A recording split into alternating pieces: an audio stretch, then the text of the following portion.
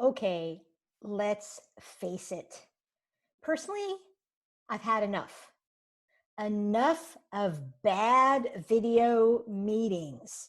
I've had enough of not people not knowing how they can show up confidently, how they can show up in a way that doesn't distract from what they're saying, from what they're presenting, of how they're engaging with everybody else. And so in this short video, I want to show you some of the tricks that I use to make sure that I'm showing up in a way that puts my best foot forward every single time. Number one, no ceilings. How many of you have had this video? How many of you have had this happen? So here's why this happens. This happens when you don't set your computer up where you are eye to eye with the camera and not the screen. Trying to point to the screen. So for me, I have my laptop up on a paper box and 3 books to get to the right level for eye level. And before every meeting, I also check it out. Like, am I sized right? Like, is it too much like this? Taking that little bit of time to make sure you're not showing somebody your ceiling, you're showing by your eyes is important. So, number 2, look at the camera, not the screen. Let's look at the difference. So here I am talking to you, looking at the camera. Now, here I am looking into my own eyes, which is a little weird, but looking at the screen. Can you see the difference? Camera, screen. Camera, screen. 2 things.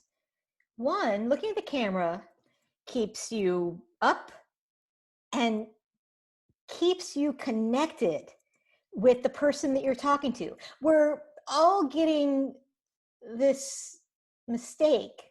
We're all making this mistake of watching the screen and watching for things. But when I'm watching the screen, like I'm doing now, I'm not looking at you. I'm looking down. When I'm looking at the camera, it feels to your other person like you're looking at them. Just this little trick alone can make a huge difference in how people perceive that you're energized, that you're paying attention. So look at the camera, not the screen.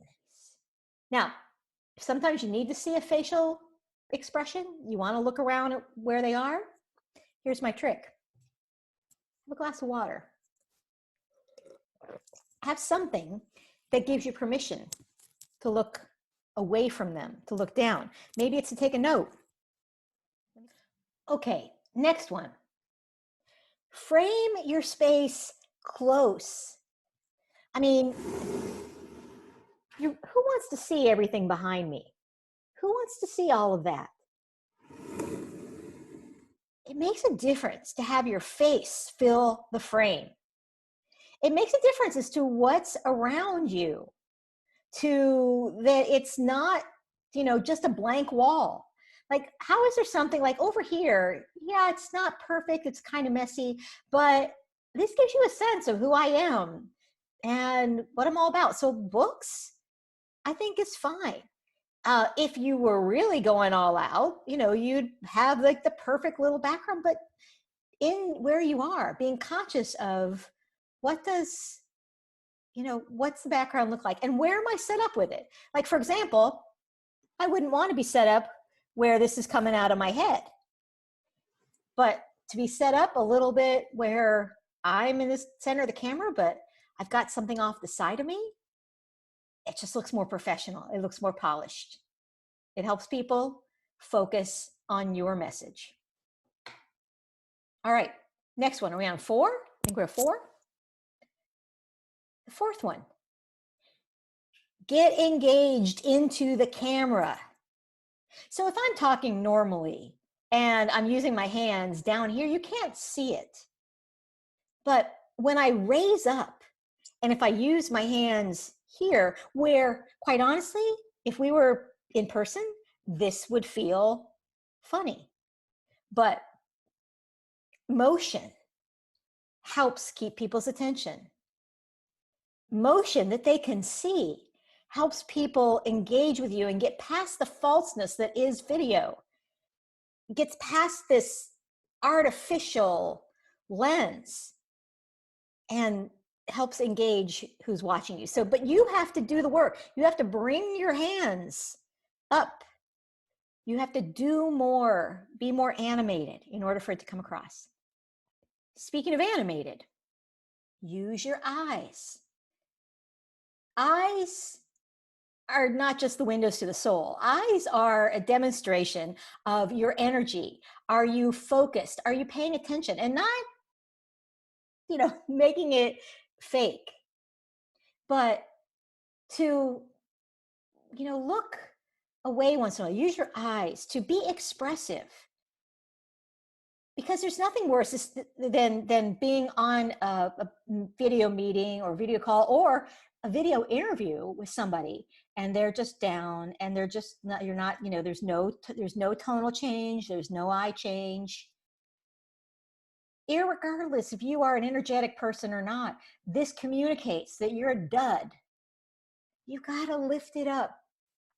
Use your eyes, use your hands. Here's another thing I want to share with you. As much as so many people are converting their meetings to video, video actually deadens energy. I mean, people who are on TV know this, right? Like, they know that they actually have to turn up the volume on their energy when they are on screen. You do too. And I want to challenge you for the next week of video meetings that you have. Turn up the volume just 1 or 2 points on what you normally would do. Be a little more energetic. Be a little more animated. Maybe even raise your tone up, raise your volume up.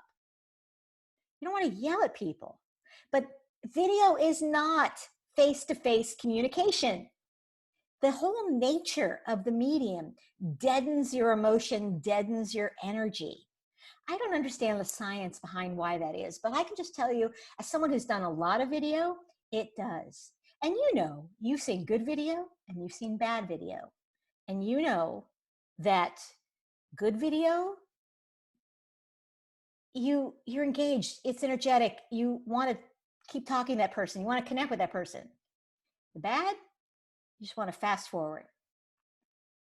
So speaking of video deadening things, you've got to be conscious of your sound. So if where you're having video meetings is a big empty room, you've got to find a way to focus on your sound. And this is where recording yourself, a free Zoom account, you can record yourself and be able to play it back and hear what you sound like.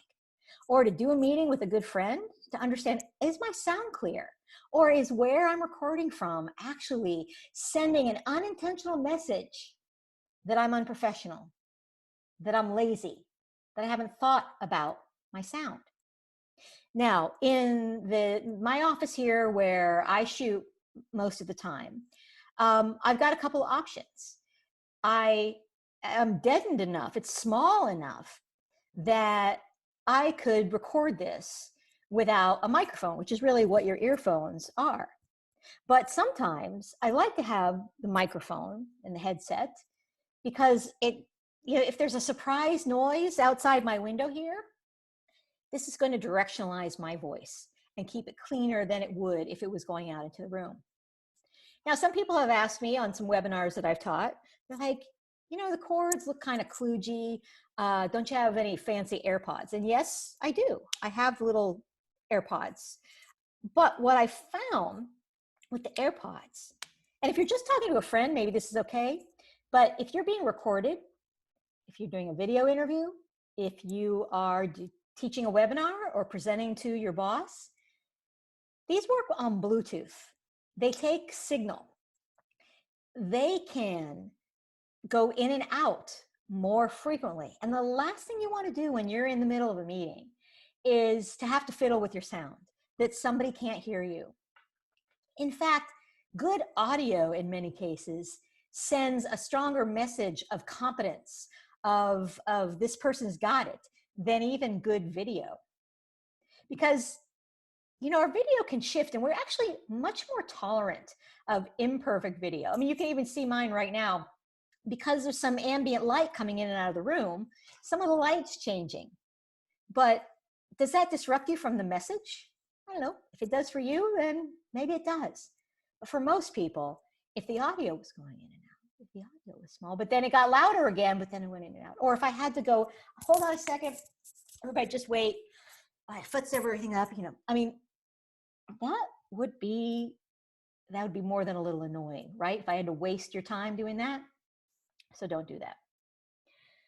So hopefully this gives you more tools to help you improve the video that you are now doing more and more. And oh, by the way, last tip, light always on your face, and as much light as possible. And if it can't be on your whole face, just get to your eyes, light your eyes. I mean, if you have to drag some lamps in and put them in front of you, that's great. I have a fancy ring light because I do this a lot. But even then, sometimes things change and you need more light. Again, test this out before you have that video interview. You want to be seen. You deserve to be seen. You deserve to be heard. And you can't let video and the distance video naturally puts on our message, the deadening factor that video actually does, you can't let that get in the way of you bringing your superpowers to work in a remote work age. So I hope there's one of these video tips that you'll try if you haven't yet. And I hope that you have happy, successful, productive video meetings. Bye for now.